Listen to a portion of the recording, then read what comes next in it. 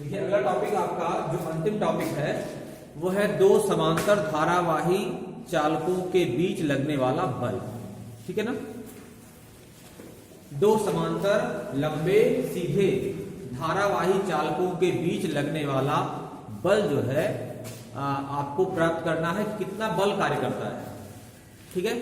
और इसी आधार पर एम्पियर की परिभाषा भी दी जाती है कि एक एम्पियर वैद्युत धारा कितनी होती है। आपको पता होगा कि जो 7 मूल मात्रक हैं आपके, ठीक है, कौन कौन से मूल मात्रक हैं?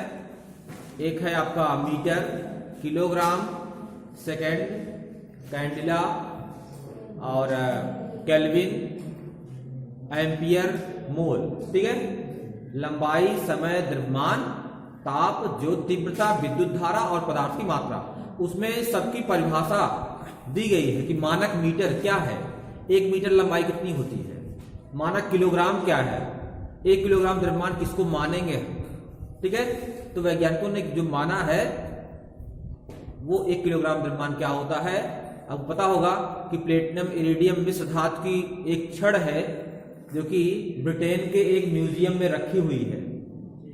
एक छड़ है, वो छड़ प्लेटिनम इरिडियम मिश्र धातु की है, उसका जो वेट आया उसी को मान लिया 1 किलोग्राम और उसी 1 किलोग्राम के बाट बना लिए गए। समझ रहे बात को? नहीं तो कैसे पता कि 1 किलोग्राम कितना होता है? 1 किलोग्राम आपको दिया कितना होता है, कहां से आया? इसको वैज्ञानिकों ने माना कि ये 1 किलोग्राम वेट है। वो 1 किलोग्राम वेट उसका मानक बना के रखा गया है। नहीं तो कोई कहेगा 1 किलोग्राम ये नहीं इतना होता है, तो वो थोड़ी माना जाएगा। ठीक है। इसलिए एक म्यूजियम में ब्रिटेन के म्यूजियम में एक छड़ रखी हुई है प्लेटिनम इरिडियम मिश्र धातु की, उस छड़ के वेट के बराबर ही वेट जो है बना लिया गया। अब वह वेट चाहे पत्थर का वेट हो, चाहे लोहे का वेट हो, चाहे तांबे का वेट हो, उसको 1 किलोग्राम कह देते हैं। बहरहाल तो वैसे ही मानक एम्पियर, एक एम्पियर भी एक मूल मात्रक है, एम्पियर भी एक मूल मात्रक है। इसलिए 1 एम्पियर विद्युत धारा कितनी होती है उसकी परिभाषा इसी सूत्र के आधार पर, जो बताएंगे अभी आपको, उसी सूत्र के आधार पर दी जाती है। ठीक है। तो टॉपिक कौन सा है? दो लंबे सीधे धारावाही चालकों के बीच बल।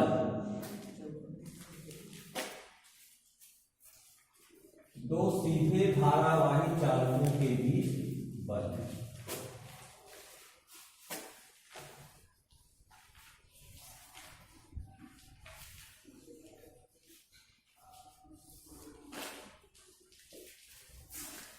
दो सीधे धारावाही चालकों के बीच बल। इसमें देखिए एक चालक ये हो गया आपका, दूसरा चालक ये है। 2 चालक हमारे पास है, अनंत लंबाई के चालक है ये, लेकिन लंबाई यल आपको लेनी पड़ेगी कि यल लंबाई के एक चालक और उतने ही लंबाई के दूसरे चालक, इन दोनों चालकों के बीच आपस में कितना बल कार्य कर रहा है। यल लंबाई के 2 चालक हैं, इनके बीच कितना आपस में बल कार्य कर रहा है। लेकिन ये निर्भर इस बात पर करता है कि दोनों चालकों में विद्युत धारा की दिशा किधर है। तो पहले हम दोनों चालकों में विद्युत धारा की दिशा एक ही समान मानेंगे, मतलब एक डायरेक्शन मानेंगे। फिर विपरीत डायरेक्शन में कर देंगे अगर हम धारा की दिशा, तो बल का मान तो नहीं बदलेगा, लेकिन बल की दिशा बदल जाएगी। ठीक है। तो पहले हम ये एज्यूम करते हैं कि हमारे पास 2 धारावाही चालक हैं, उन चालकों में एक ही दिशा में धारा बह रही है। पहले में ऊपर की तरफ और दूसरे में भी ऊपर की तरफ धारा बह रही है।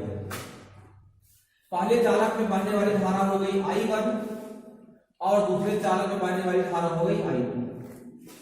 दोनों चालकों के बीच की जो डिस्टेंस है वो R है। दोनों धारावाही चालकों के बीच की डिस्टेंस R है और इन चालकों की लंबाई L, जिसके लिए हम ये बल निकाल रहे हैं, वो लंबाई L है। लंबाई बढ़ने पर लंबाई ज्यादा होगी तो आपस में बल ज्यादा काम करना शुरू कर देगा। भाई दूर तक बल काम करेगा, बल तो हर जगह काम करेगा। तो यह लंबाई के चालकों के बीच बल कार्य करके प्रति एकांक लंबाई पर क्या बल कार्य करेगा वो निकाल लेंगे। और प्रति एकांक लंबाई पर बल जब निकल जाएगा तो चाहे इतनी लंबाई पर कहेगा आप उसमें मल्टीप्लाई करके निकाल सकते हैं। तो यहां पर ध्यान देने वाली बात है कि इस चालक में धारा बह रही है और इस चालक में धारा बह रही है।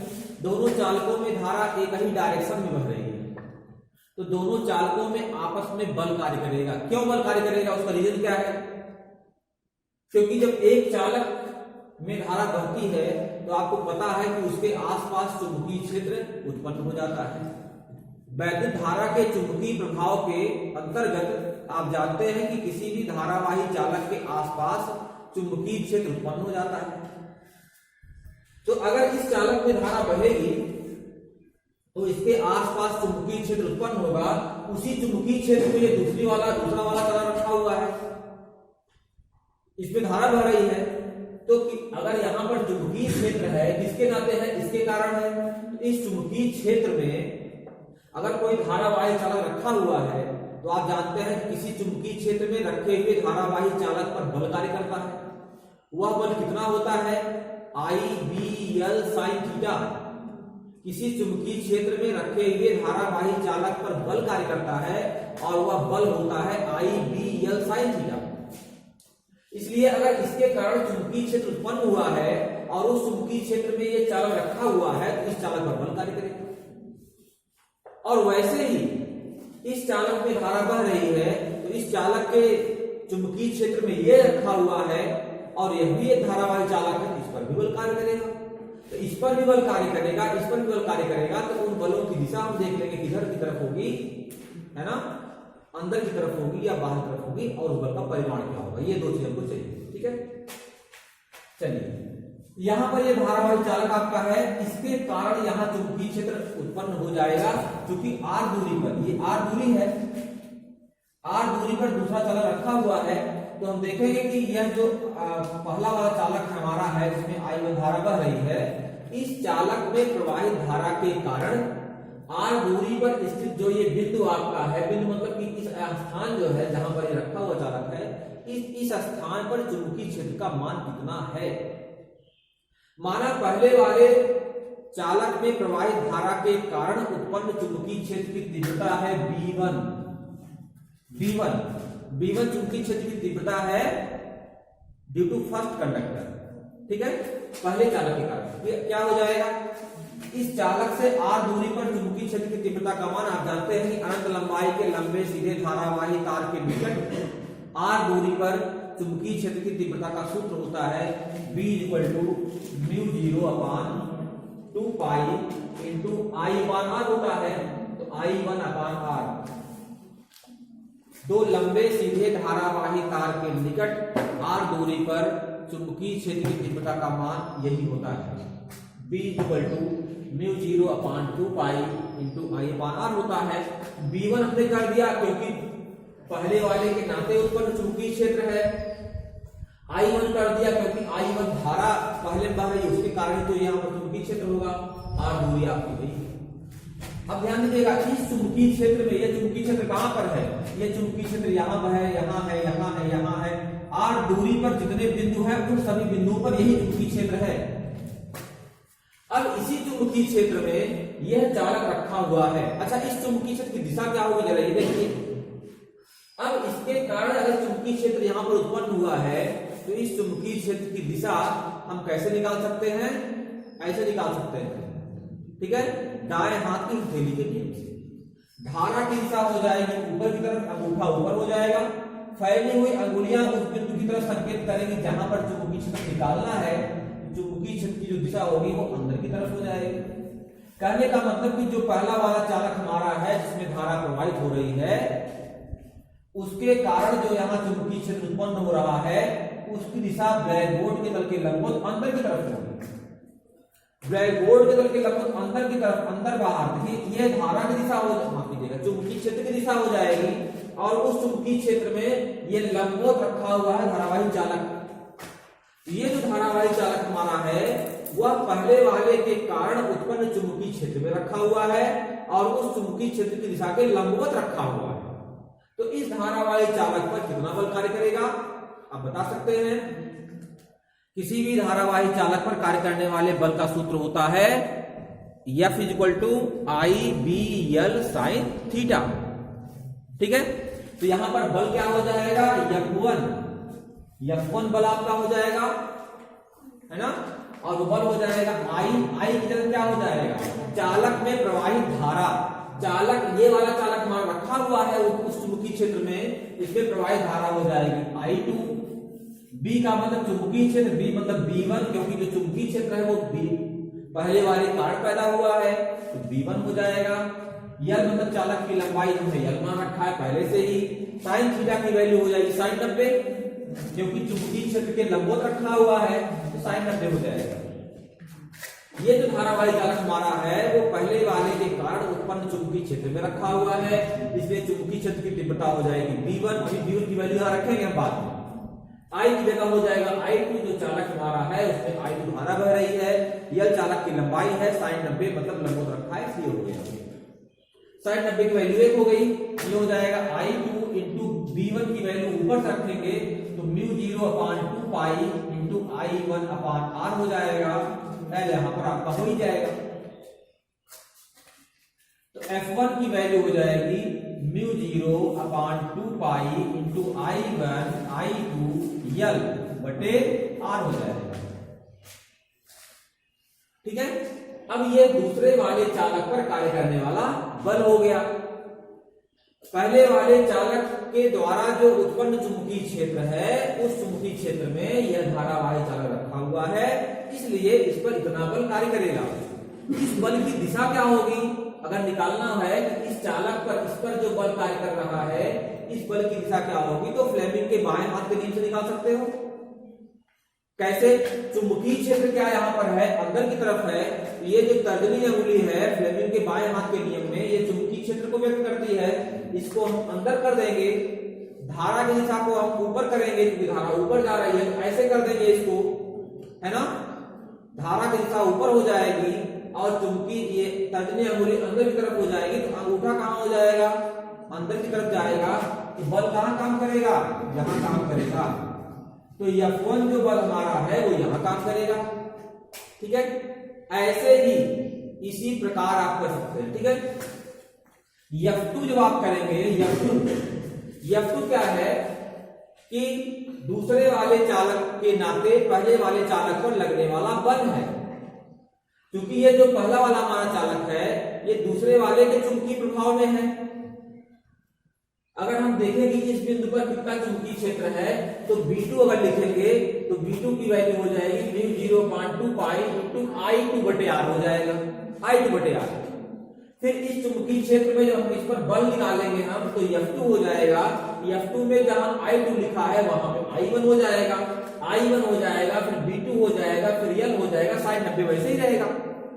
फिर यहाँ पर I2 रहेगा, B1 की जगह यहाँ पर μ0/2 पाई इंटू I1 जो है यहाँ पहले I2 रहेगा, यहाँ I2 हो जाएगा, यहाँ I1 हो जाएगा और फिर आपका I1 I2 फिर से आ जाएगा।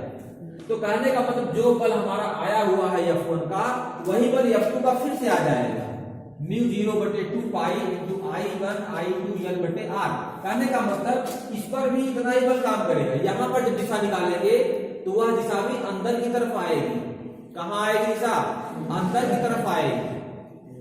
समझ रहे हैं ना कैसे?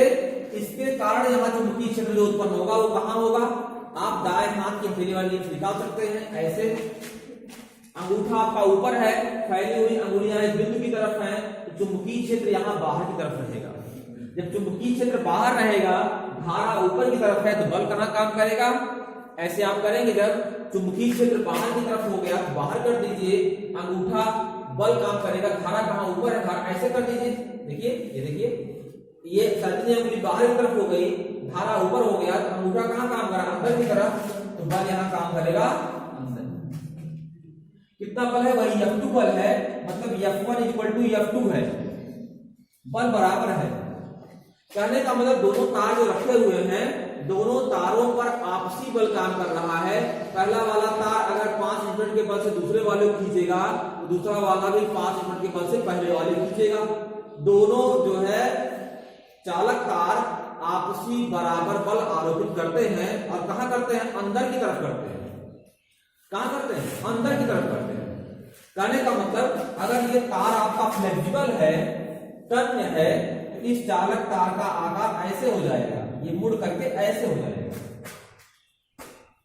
क्योंकि दोनों पर अंदर बल काम कर रहा है। अगर इसमें धारा की दिशा को उलट दिया जाए, एक में धारा की दिशा नीचे की तरफ है और दूसरे में ऊपर कर दी जाए, तो आप फिर से निकाल लेंगे, सिस्टम तो वही रहेगा, चुंबकीय क्षेत्र निकाल लेंगे, बल निकाल लेंगे, तो दोनों पर बल जो है वो बाहर की तरफ काम करेगा। धारा की दिशा आपने जहां जैसे ही विपरीत किया, दोनों पर बल बाहर की तरफ काम करना प्रारंभ कर देगा। समझिए बात को। तो इसलिए इस धारावाही चालक पर जो बल काम करता है वह समान दिशा में होने पर अंदर की तरफ बल कार्य करेगा और विपरीत दिशा में होने पर बाहर की तरफ बल कार्य करेगा। ठीक है, और उस बल का मान कितना होगा या समझ गया होंगे। अब यहां से बल का मान हो जाएगा F इक्वल टू μ0 बटे 2 पाई इंटू I1 I2 L बटे R। L से डिवाइड कर दें हम तो प्रति एकांक लंबाई पर बल आ जाएगा। अगर L से डिवाइड कर दिया जाए तो प्रति एकांक लंबाई पर आरोपित बल का मान आ जाएगा F upon L equal to μ0 बटे 2 पाई इंटू I1 I2 अपान R हो जाएगा। ठीक है, अब यहां से अगर एम्पीयर की परिभाषा निकालनी हो आपको, तो अगर I1 इक्वल टू I2 हो जाए, मतलब ये I हो जाए, मतलब दोनों तारों में समान धारा बहे, जितने भी बहे समान धारा। ठीक है, तब क्या होगा, तब F अपान L की वैल्यू हो जाएगी μ0 बटे 2 पाई का मान हो जाएगा 2 गुणे 10 घाते -7, क्योंकि आपको पता है कि μ0 की वैल्यू होती है 4 पाई इंटू 10 पावर -7। ये जो है μ0 की वैल्यू होती है, μ0 की वैल्यू होती है 4 पाई इंटू 10 पावर -7। तो μ0 बटे 2 पाई की वैल्यू हो जाएगी 2 गुणे 10 घाते -7। तो F upon L equal to हो जाएगा μ0 बटे 2 पाई की वैल्यू इतनी हो गई into I1 equal to I2 equal to I हो जाएगा, I equal to I square हो जाएगा ये बटे R हो जाएगा। ठीक है, हो गया। अब यहां ध्यान दीजिए, अब यहां से अगर आपको एम्पियर को परिभाषित करना है तो आप कर सकते हैं। यहां पर अगर I1 का मान हो जाए I equal to I1 I2 दोनों एक एम्पियर हो जाए, I1 और I2 सेम है और दोनों का मान 1 एम्पियर हो जाए और R का मान हो जाए 1 मीटर। कहने का मतलब कि अगर दोनों तारों में एक एम्पियर की धारा बहे, समान बहे या विपरीत बहे उससे नहीं मतलब है, बहे लेकिन एक एम्पियर की। अगर दोनों तारों में एक एम्पियर की धारा बहे, दोनों तारों के बीच की दूरी 1 मीटर रखी जाए। ठीक है, दोनों तारों के बीच की दूरी 1 मीटर रखी जाए और दोनों तारों में एक एम्पियर की धारा बहे, तब उस समय क्या होगा, F अपान L की वैल्यू इतनी हो जाएगी, अर्थात तार की प्रति एकांक लंबाई पर लगने वाला बल 2 गुणे 10 घाते -7 न्यूटन हो जाएगा। मतलब 2 गुणे 10 घाते -7 न्यूटन का बल आरोपित होगा प्रति एकांक लंबाई पर। 1 मीटर लंबाई का छड़ ये लिया जाए, 1 मीटर ये लिया जाए, तो प्रति एकांक लंबाई पर जो है कितना बल कार्य करेगा, 2 गुणे 10 घाते -7 न्यूटन कार्य करेगा। कब, जबकि तार की में एक एम्पियर की धारा बहे और दोनों तारों के बीच 1 मीटर की दूरी हो। तो इसका मतलब अगर 1 एम्पियर आपको परिभाषित करना है तो आप कर सकते हैं। ठीक है, कि अगर 2 गुणे 10 घाते -7 न्यूटन का बल आरोपित हो और दोनों तार 1 मीटर की दूरी पर स्थित हो, तब उस समय तार में जो धारा बहती है वो 1 एम्पियर होती है। इसका उल्टा भी आप कर सकते हैं ना, कि अगर 1 एम्पियर धारा बहेगी, 1 मीटर दूरी होगी, तब बल कार्य करेगा। या इसका उल्टा कहें हम कि अगर 1 मीटर दूरी पर रखे हो दोनों तार और दोनों तारों में इतना बल आरोपित हो एकांक लंबाई पर, तब जान जाइए कि धारा 1 एम्पियर है। ठीक है, इसलिए एम्पियर की परिभाषा है कि निर्वात में रखे हुए 2 लंबे सीधे धारावाही तारों के बीच प्रति एकांक 1 मीटर दूरी पर, ठीक है, 1 मीटर दूरी पर रखे हुए लंबे सीधे धारावाही तारों के बीच यदि प्रति एकांक लंबाई पर, परिभाषा में लिखवा दे रहा हूं अभी, प्रति एकांक लंबाई पर यदि 2 गुणे 10 घाते -7 न्यूटन का बल आरोपित हो, तब उन तारों में बहने वाली धारा 1 एम्पियर होती है। ठीक है, या उसको दूसरे शब्दों में लिख लीजिए। 1 एम्पियर वैद्युत धारा, 1 एम्पियर वैद्युत धारा, धारा का वह मान है, 1 एम्पियर वैद्युत धारा, धारा का वह मान है जो निर्वात या वायु में 1 मीटर, निर्वात या वायु में 1 मीटर की दूरी पर, 1 मीटर की दूरी पर रखे हुए 2 लंबे सीधे समांतर, 2 लंबे सीधे समांतर धारावाही चालकों के बीच, चालकों के बीच प्रति एकांक लंबाई पर, प्रति एकांक लंबाई पर 2 × 10⁻⁷ न्यूटन का बल, 2 × 10⁻⁷ न्यूटन का बल आरोपित करती है। ये उसकी एकदम सेट परिभाषा है और यही परिभाषा मानक एम्पियर की है। 1 एम्पियर विद्युत धारा कितनी धारा होती है आप यहां से जान सकते हैं, समझ सकते हैं। ठीक है, तो अभी एक टॉपिक आपको साइक्लोट्रॉन में बता दूंगा, कल साइक्लोट्रॉन बता दूंगा तो ये चैप्टर आपका खत्म हो जाएगा। ठीक है, और न्यूमेरिकल्स आप लगा लीजिएगा, 1-2 दिन 3 दिन जब भी जितना भी आप कहेंगे न्यूमेरिकल बता दिया जाएगा। इसके नोट्स आप अच्छे से मेंटेन कर लीजिए।